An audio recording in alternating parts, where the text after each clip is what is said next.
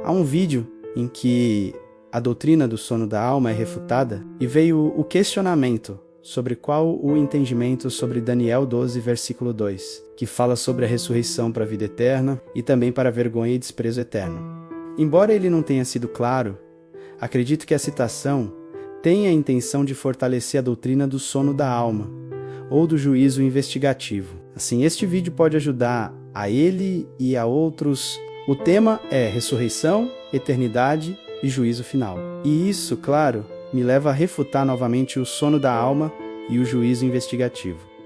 E ainda, avaliar a doutrina do juízo final. Vamos começar dizendo que ressurreição não é simplesmente voltar à vida, a reintegração de nossa parte material com a parte material que se separam na morte. De fato, passando pela morte ou não, voltaremos a ser uma unidade incorruptível, apta à eternidade, e a vida eterna se dará nesse novo corpo, desfrutando para sempre, junto com incontáveis multidões, da presença do Senhor, já o juízo, como diz Jesus, é a eternidade de pranto e dor, e lá estarão Satanás e todos que rejeitam o Senhor. Vamos compreender a ressurreição segundo o seu propósito. Jesus diz em João 5:29, e os que fizeram o bem sairão para a ressurreição da vida, e os que fizeram o mal para a ressurreição da condenação.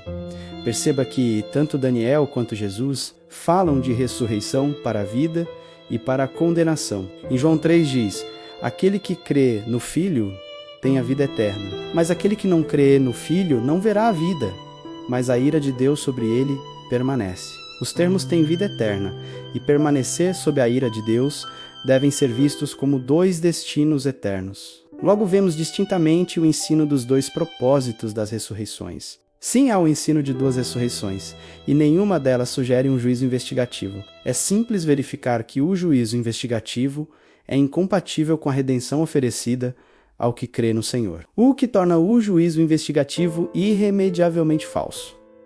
Sim, mas como tratar as ressurreições? A análise de outros textos indicam que ambas não acontecem ao mesmo tempo. Não há textos claros que ensinem que haverá uma única ressurreição e um único juízo, o que não é uma novidade em se tratando de profecias. Na verdade, existe um princípio de interpretação onde um texto profético se cumpre parcialmente, e após um intervalo de tempo, se dá seu completo cumprimento. Veja a profecia de Isaías 61, ela se cumpriu parcialmente em Lucas 4, e não sabemos quando se cumprirá a parte final. O mesmo princípio deve ser aplicado para entender as ressurreições.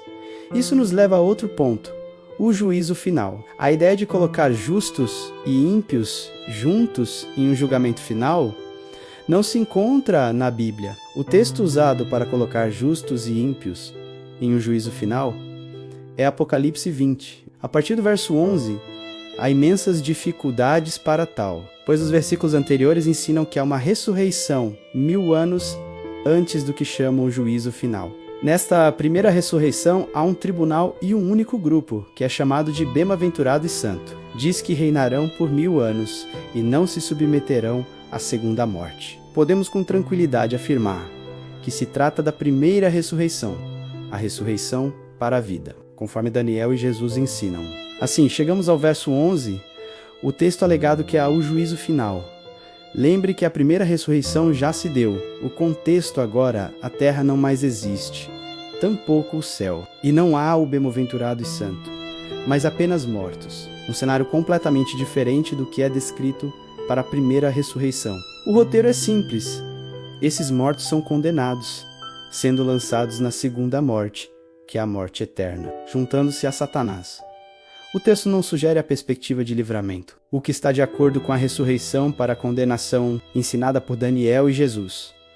A conclusão é que os santos da primeira ressurreição não estarão junto aos mortos da segunda ressurreição. Os justos não entrarão em juízo. Vale a pena lembrar, quem crê não entra em juízo, pois passou da morte para a vida. E sobre o sono da alma, lê Apocalipse 6:10, que diz: e clamavam com grande voz ao verdadeiro e santo dominador. Sabe quem são os que clamam ao Senhor no texto?